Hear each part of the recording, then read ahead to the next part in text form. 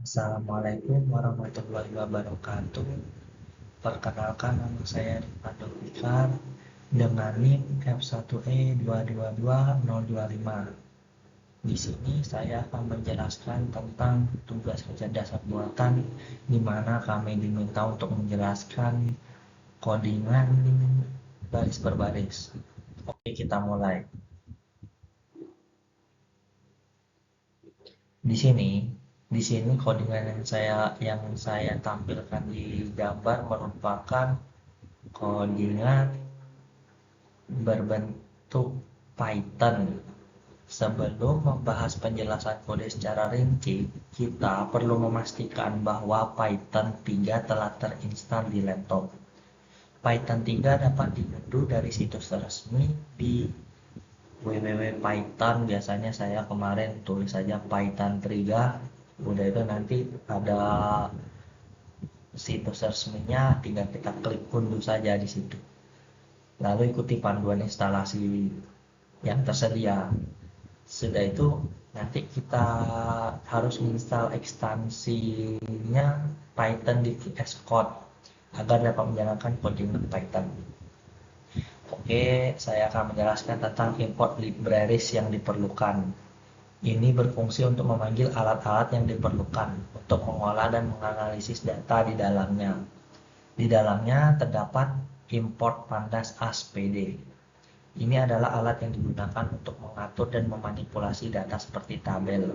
Dalam laptop saya, ketika menggunakan pandas dan mendapatkan pandas error, ini biasanya terjadi karena pandas belum diinstal di lingkungan Python. Nah, pandas saat mencoba menjalankan program. Solusinya masalah ini adalah menginstal pandas menggunakan perintah pip, yaitu manajer paket Python yang menginstal dan mengelola pustaka Python. Ketika kamu mengetik perintah pip install pandas, pip akan secara otomatis mengunduh file yang dibutuhkan dari internet dan menginstalnya di sistem. Setelah instalasi berhasil, pandas akan tersedia di lingkungan Python dan bisa mengimpor menggunakan tanpa error lagi. Ini untuk pandas SPD. Selanjutnya, from second vector extraction text import convert region. Alat ini membantu mengubah teks menjadi angka. Misal, jika ada kata gratis yang sering muncul di email spam, alat ini akan menghitung berapa kali kata tersebut muncul di setiap email. Selanjutnya adalah from scikit model selection import train test split. Fungsi ini digunakan untuk membagi data menjadi dua bagian, satu untuk belajar dan satu lagi untuk diuji. Dengan cara ini, model yang dibangun dapat diuji kemampuannya. Selanjutnya adalah from scikit naive Bayes import multinomial LND. Ini adalah model pembelajaran mesin yang digunakan untuk mengenali pola dalam data. Dalam konteks ini, model ini membedakan antara email spam dan non-spam. Selanjutnya, from scikit metric import akurasi score confusion metric. Kedua alat ini digunakan untuk mengevaluasi seberapa baik model yang telah dibangun. Akurasi mengukur seberapa sering prediksi yang dihasilkan benar. Sedangkan matriks kebingungan memberi informasi detail tentang kesalahan yang dibuat model. Ini semua adalah scikit. Scikit ini berfungsi sebagai alat utama dalam kode ini untuk mengimplementasikan algoritma pembelajaran mesin, memproses data, dan mengevaluasi hasil. Alat-alat dari scikit-learn sangat penting dalam membangun model deteksi spam yang efektif. Error terkait scikit-learn mungkin muncul jika ada masalah dalam mengimpor modul scikit-learn. Contohnya saya kemarin, error bisa terjadi modul not found error, no module name start, tulisannya kemarin. Untuk mengatasi error tersebut, langkah yang perlu diambil adalah menjalankan perintah pip install scikit-learn. Nanti dia akan mendownload secara otomatis di VS Code. Oke, selanjutnya adalah dataset email sederhana. Data adalah sebuah dictionary berisi dua kunci, yaitu email dan spam, yang kemudian diubah menjadi data frame menggunakan pandas. Berikut adalah penjelasan lebih lanjutnya. Yang pertama adalah data. Data ini adalah dictionary Python yang terdiri dari dua kunci. Email merupakan daftar string yang berisi pesan email. Spam merupakan daftar integer yang menentukan label apakah email tersebut adalah spam. Spam itu diwakili dengan 1 dan non spam diwakili dengan 0. 1 dan 0.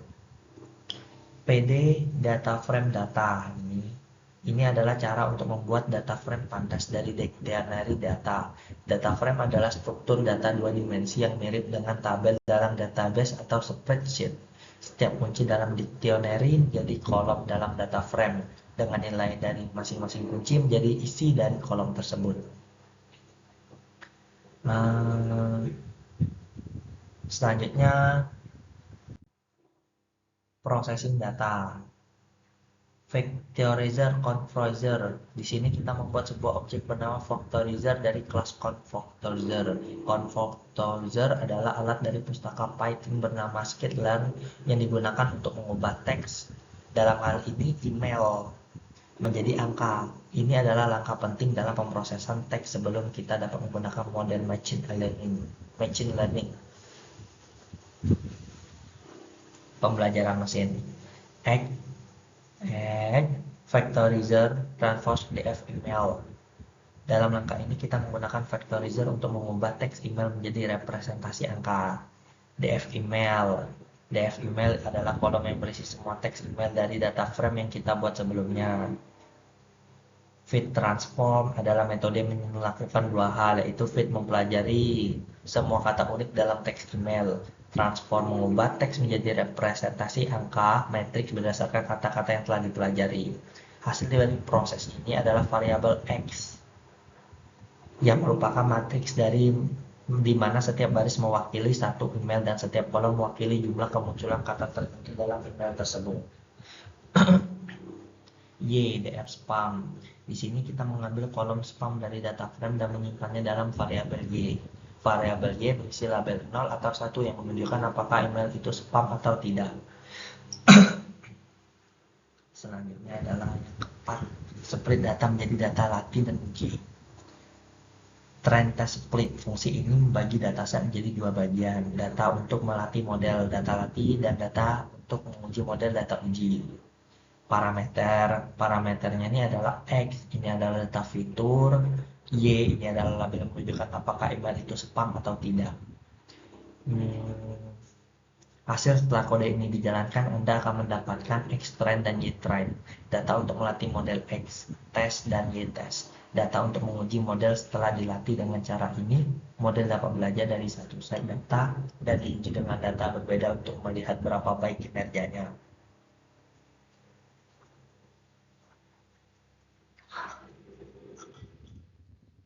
Yang kelima, membangun model naive Bayes. Ini multinomial LNB ini membuat model klasifikasi menggunakan algoritma naive Bayes yang cocok untuk data teks. Model fit X, Y-train, dan X-train melatih model menggunakan data latih X-train dan labelnya, sehingga model belajar untuk membedakan antara email spam dan non-spam. Langkah ini membangun dan melatih model naive Bayes untuk mengklasifikasikan email berdasarkan pola yang ada dalam data pelatihan. Selanjutnya, 6. Melakukan prediksi data uji. Model predik, test. Langkah ini menggunakan model yang telah dilatih untuk memprediksi apakah email yang ada dalam data uji melakukan spam atau tidak, dan hasilnya disimpan dalam variabel Y. Pred. Selanjutnya, evaluasi model, menghitung akurasi menampilkan confusion metric. Langkah ini mengevaluasi seberapa baik model dalam mengklasifikasikan email dengan menghitung akurasi dan menyajikan confusion matrix yang diberikan informasi lebih mendetail tentang kesalahan prediksi model. Selanjutnya, menguji model dengan email baru. Langkah ini menguji model dengan email baru untuk melatih apakah mereka diklasifikasikan sebagai spam atau non-spam. Email baru diubah menjadi format yang bisa diproses oleh model dan hasil prediksinya ditampilkan.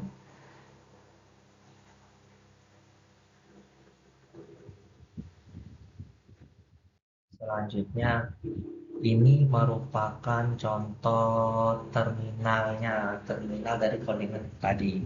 Dalam terminal ini terlihat bahwa akurasinya masih 50%. Karena hal ini dikarenakan hmm, hal ini dikarenakan hal ini dikarenakan karena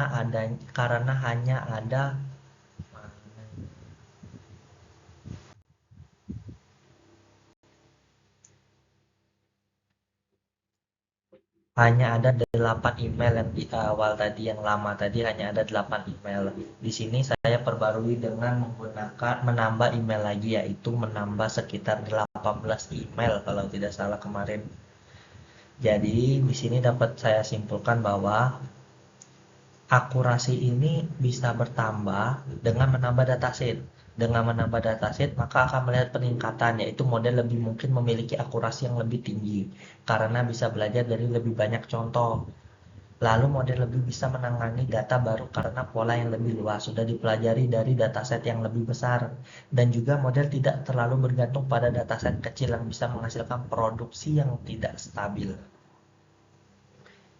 Eh, Tadi dari prediksi yang awalnya hanya 50%, kita akan melihat prediksi selanjutnya setelah saya menambah sekitar 10 dataset email ini. Ini dataset email di sini terdiri dari email spam dan non spam, di mana email spam ini mewakili satu dan non spam mewakili 0.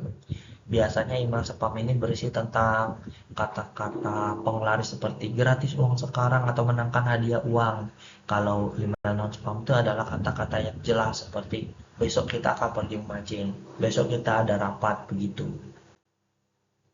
Ya, begini hasil akurasi 100% yang saya buat setelah saya menambah 10 dataset tadi.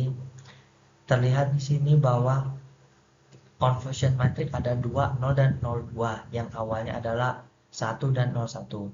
Hal ini dikarenakan menunjukkan bahwa dalam pembagian data uji kali ini ada lebih banyak sampel yang diuji dalam kedua codingan. Model berhasil memprediksi semua email dengan benar. Uh, Mungkin itu saja yang bisa saya jelaskan. Maaf bila kata-katanya terbelit-belit. Mungkin saya juga baru belajar, mohon dimaklumi Pak. Terima kasih sebelumnya. Saya akhiri wabillahi taufik wal hidayah. Wassalamualaikum warahmatullahi wabarakatuh.